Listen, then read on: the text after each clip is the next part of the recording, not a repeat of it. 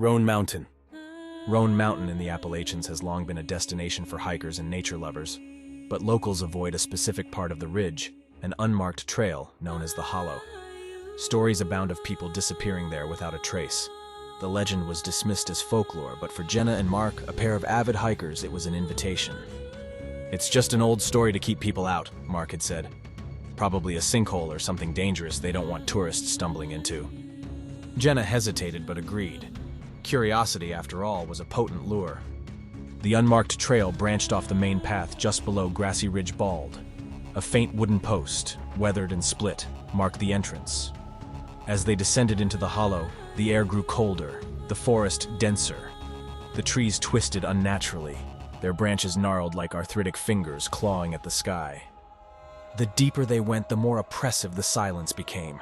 Not a bird chirped, not a leaf rustled. It was as if the forest held its breath. "I don't like this," Jenna said, clutching the straps of her backpack.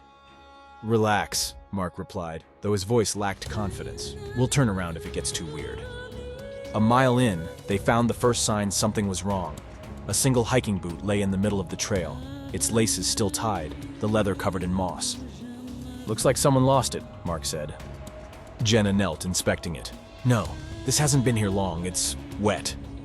She turned the boot upside down and water dripped out, reddish, thick. Further down, the trail opened into a clearing dominated by a ring of ancient stones. Each was carved with symbols that seemed to shift when you stared too long. The air vibrated faintly, as if charged with static. Jenna felt an overwhelming urge to leave. "Mark, let's go, now!" But Mark stepped into the circle, his eyes wide. "It's just rocks, Jenna. Look, there's nothing." A sound cut him off, a low resonant hum that seemed to come from everywhere and nowhere. The symbols on the stones flared red, bathing the clearing in an unnatural glow. Jenna grabbed Mark's arm, but he didn't move. His face had gone slack, his pupils dilated. "Mark!" she screamed. The humming grew louder, turning into a chorus of whispers. Jenna's knees buckled as the words invaded her mind, too garbled to understand but filled with malice. A shadow moved at the edge of the clearing. No, not one, many. Figures, indistinct and shrouded in darkness, emerged from the forest. Their forms shifted unnaturally, flickering like old film. Jenna yanked Mark out of the circle, and the whispers stopped.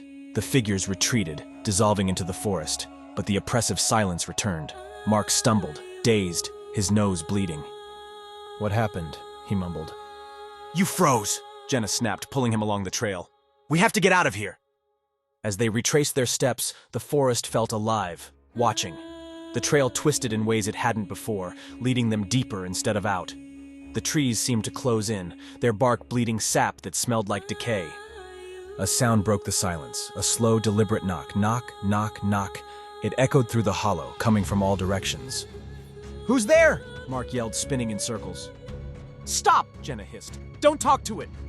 But the knocking grew faster, more insistent, followed by a dragging noise. Jenna turned and saw something in the distance, a tall figure with unnaturally long limbs.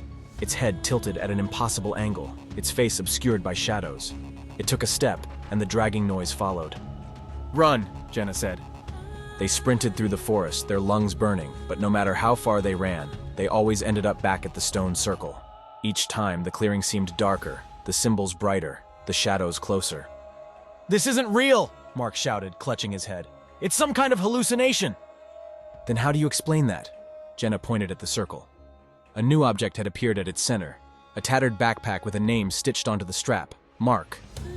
He stumbled toward it, his face pale. This isn't mine."